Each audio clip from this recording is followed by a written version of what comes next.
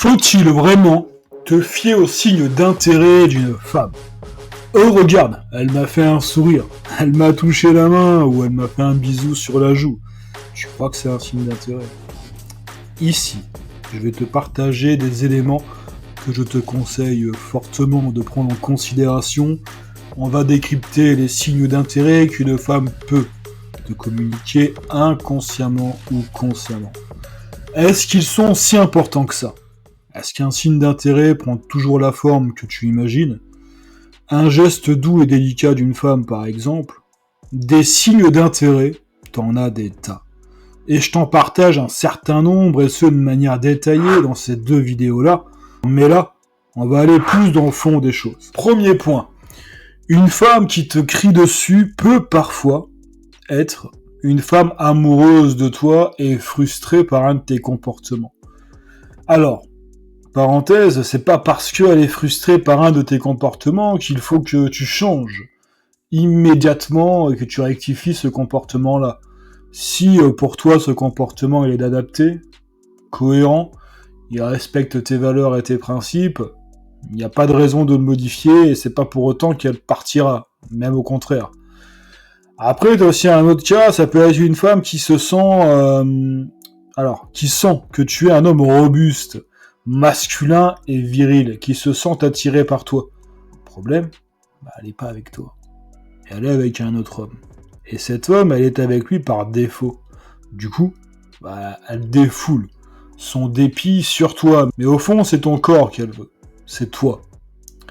Autre exemple.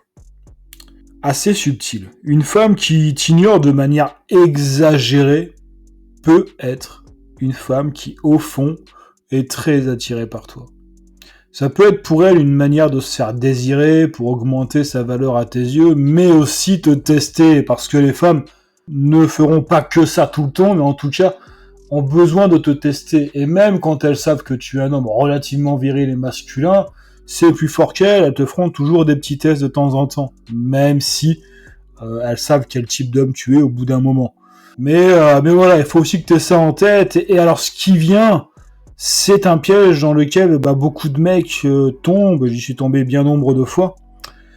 Prête attention à ça. Une femme qui en veut encore à son ex, qui est énervée contre lui, est une gonzesse qui ressent quelque chose pour cet homme. En fait, une femme qui s'en fout tranquillement de son ex, on va dire, c'est qu'elle ressent plus rien pour lui. En revanche, quand une femme est énervée contre son ex, c'est une femme émotive. Et une femme émotive, elle n'est pas insensible. Donc, c'est un signe de désintérêt pour toi et un signe d'intérêt pour l'ex, qu'il faut aussi te mettre à la page par rapport à ce genre de comportement. D'ailleurs, je t'ai retranscrit dans un fichier PDF l'intégralité de cette vidéo. Ça peut être utile d'avoir une trace écrite, le lien est dans la description et c'est gratuit bien sûr. Alors bien sûr mon costaud, tu as d'autres signes à prendre en compte, cela dit, l'important pour toi est que tu saisisses que les signes d'intérêt d'une femme peuvent prendre plusieurs formes. Et de facto, faut-il te fier aux signes d'intérêt et est-ce que tu dois absolument les prendre en compte? Alors c'est ce qu'on va voir. La réponse est oui et non. C'est toujours bien de les constater, mais tu ne dois pas t'arrêter à ça. Ce qui nous emmène au deuxième et dernier point. Pourquoi est-ce qu'il n'est pas si important que ça pour toi de te fier aux signes d'intérêt émanant d'une femme envers toi? Pour plusieurs choses. La première, c'est que comme je te l'ai partagé en début de vidéo, des signes de désintérêt peuvent être des signes d'intérêt. Une femme qui ne te calcule pas peut être une femme qui est attirée par toi, dans une moindre mesure.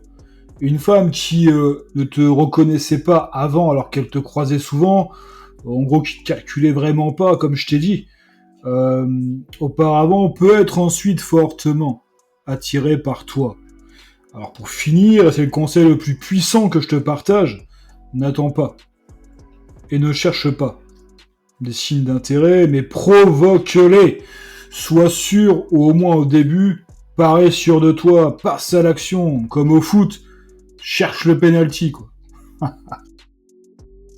Alors les signes d'intérêt émanant d'une femme, tu dois les prendre en compte. Ça te permet d'élargir ton panel de séduction et de comprendre les relations hommes-femmes et surtout de confirmer que tu es sur la bonne voie avec la fille en question.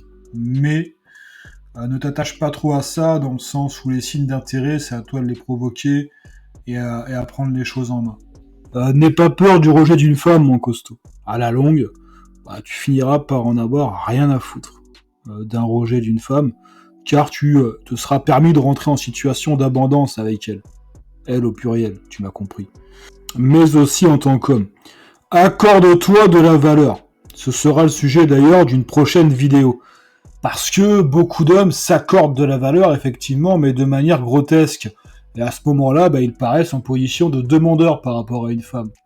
Tout est dans la subtilité, je te rappelle, c'est la base. Mais bon, quand même, on sait jamais, et puis c'est dans la répétition qu'on apprend. À partir du moment où tu te places en position de demandeur avec une femme, tu ne peux simplement pas, naturellement et biologiquement, l'attirer à toi. Sur ce, virilement, ciao!